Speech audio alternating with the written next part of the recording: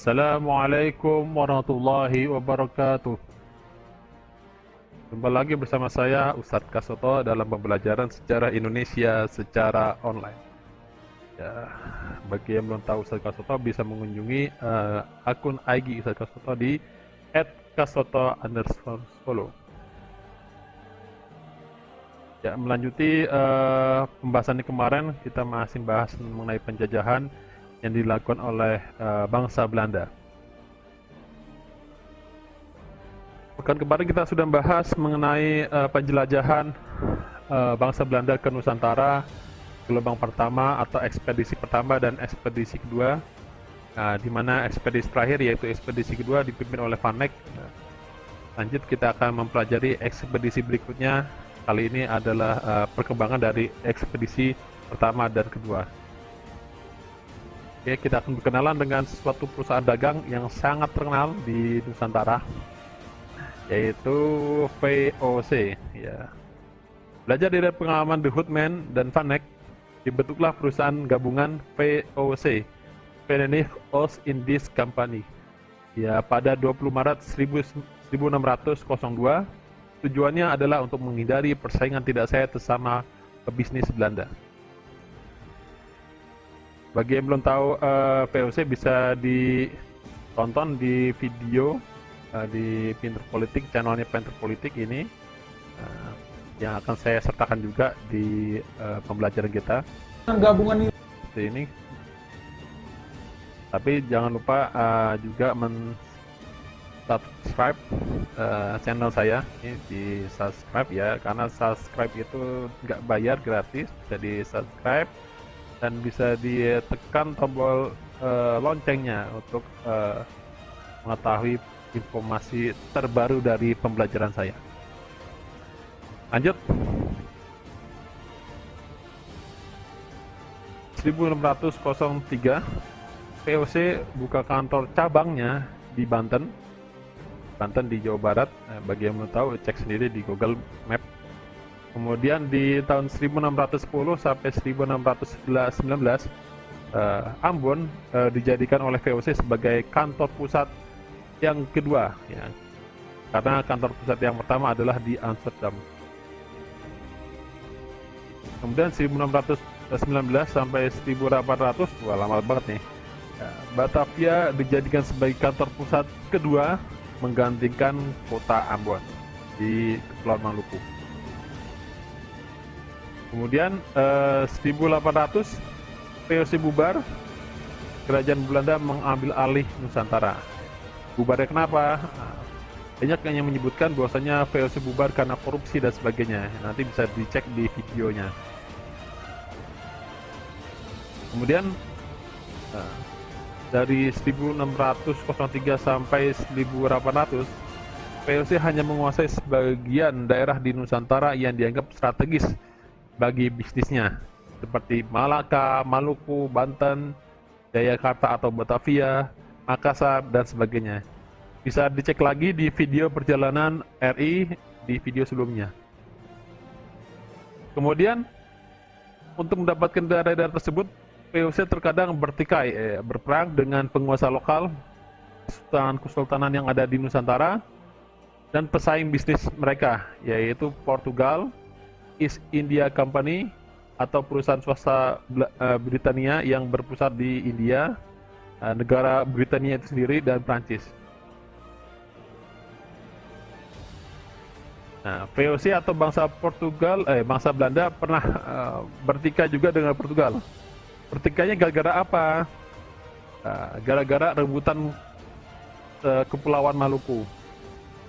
Kenapa rebutan? Karena Maluku adalah satu-satunya pusat cengkeh dan pala di dunia ketika itu ya. Jadi sebelum abad 16 Maluku adalah pusatnya rempah-rempah di dunia, terutama cengkeh dan pala. Ya, jadi 1512 sampai 1575 Portugal sebagai negara Eropa pertama yang bisnis rempah-rempah di kekuasaan Kesultanan Ternate. Dan di tahun 1605 koalisi pribumi Maluku dan VOC berhasil mengusir sisa-sisa orang Portugis di Kepulauan Maluku. Pada saat itu VOC berkuasa di Maluku sampai ditaklukkannya oleh Inggris 1796.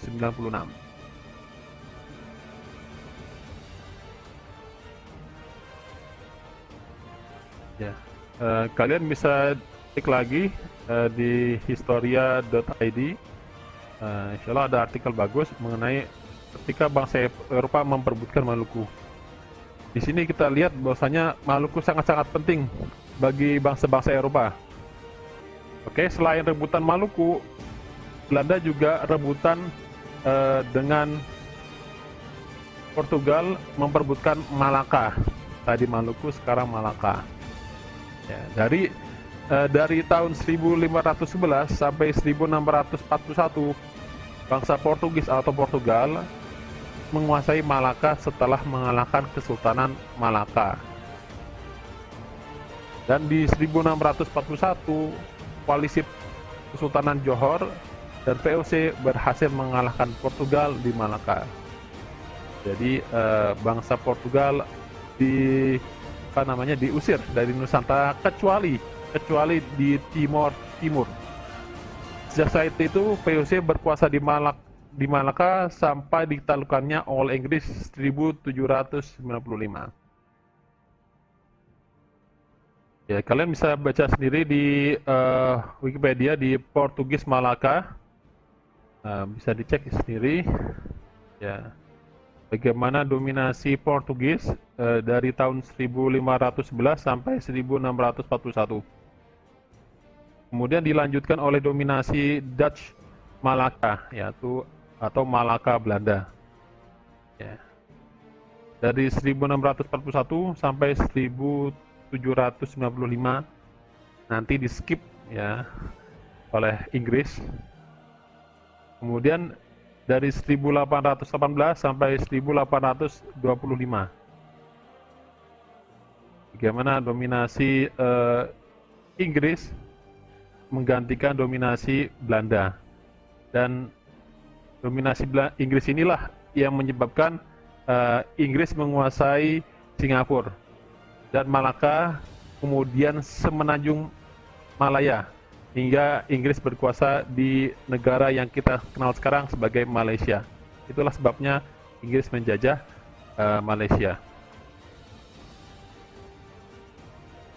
Ya, bisa dilihat sendiri setelah Belanda berkuasa, maka dilanjutkan oleh Inggris, yaitu namanya Strait Settlement, ya, yaitu dominasi Inggris di semenanjung Malaya, di Singapura, Malaka, Dinding, dan Penang. Lanjut, selain dengan bangsa Portugal atau bangsa Portugis, VOC atau bangsa Belanda punya masalah siapa lagi dengan bangsa Eropa? Nah, yaitu dengan bangsa British atau Britania. Ya, melalui perjanjian Breda 1667, Belanda menyerahkan New Amsterdam, yang sekarang New York namanya, kepada Inggris demi mendapatkan Pulau Run dan monopoli rempah di Kepulauan Maluku. Ya. Bagi yang belum tahu Run di mana, bisa dicek di Google Map. Nah, ini adalah Pulau Run, letaknya di mana? Nah, mulai tambah jelas. Oke. Jadi letaknya di Kepulauan Maluku ya, di Provinsi Maluku yang sekarang kita kenal. Nah, ini kemudian kita zoom. Oke. Nah, jadi berada di sebelah selatannya kota Ambon ya, atau Pulau Maluku yang besar ini. Jadi New York tadi diganti ataupun ditukar oleh Belanda demi mendapatkan Pulau Run yang kecil ini pada Inggris. Ya, di sini adalah Pulau Naira dan Pulau Banda Naira. Bagi yang belum tahu kota New York ada di mana, bisa dicek di Google Map juga. Akhirnya di sebelah mana ya? Di sebelah timurnya Amerika Serikat. Timur bagian utara Amerika Serikat. Kemudian di tahun 1796 sebagai dampak dari Perang Napoleon, di mana Perang Napoleon Prancis kalah, ya, maka secara otomatis Maluku dikuasai oleh Inggris karena Inggris sebagai pemenang perang. Sedangkan Belanda ketika itu, bagian orang Belanda itu menjadi komplotannya Napoleon.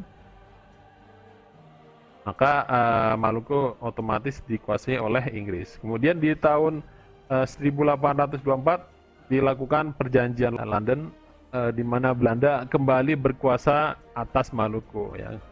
Jadi Belanda ini sadar, ya, tahu diri, bahwasanya yang dia lawan adalah Inggris. Dan Inggris nggak pernah kalah ketika berperang melawan Belanda. Oke, kalian bisa dicek di Wikipedia lagi, di mana Belanda dengan Inggris berperang sampai 4 kali, dan yang terakhir dimenangi oleh Inggris, ya, dimenangi oleh Inggris. Otomatis ketika itu Belanda harus mengalah dan memberikan kompensasi atas kekalahannya. Kemudian di tahun 1824 juga Belanda rela melepaskan Malaka dan Singapura kepada Inggris demi mendapatkan Bengkulu dan daerah Sumatera lainnya termasuk Aceh. Karena sangat-sangat bernilainya, berharganya Bengkulu, Kepulauan Sumatera dan Nusantara di mata Belanda, maka Belanda rela kehilangan Malaka dan Singapura juga yang diperoleh dengan cara berperang dengan Portugis tadi, dan diserahkan kepada Inggris demi mendapatkan Sumatera, masuk di dalamnya Aceh yang terkenal dengan kopinya. Kemudian di tahun 1811 Inggris melakukan invasi ke Jawa dan berkuasa atas Hindia Belanda sampai 1816. Oke, kalian bisa cek di Wikipedia lagi, di mana kita bisa cek list gubernur Hindia Belanda, di mana bangsa Belanda menguasai Nusantara dengan dipimpin oleh gubernur jenderal. Jadi ada gubernur jenderal yang VOC, ada juga gubernur jenderal yang dipimpin oleh kerajaan Hindia Belanda. Kemudian dikuasai oleh Prancis dengan tokoh yang terkenal adalah Danells, ya. Kemudian dikuasai lagi oleh British. Di Nusantara pernah dikuasai oleh Prancis dan British atau Inggris. Dari tahun 1811 sampai 1816, Nusantara menjadi wilayah kekuasaannya Inggris, ya. Demikian yang dapat Ustadz sampaikan, semoga yang sedikit ini bisa bermanfaat.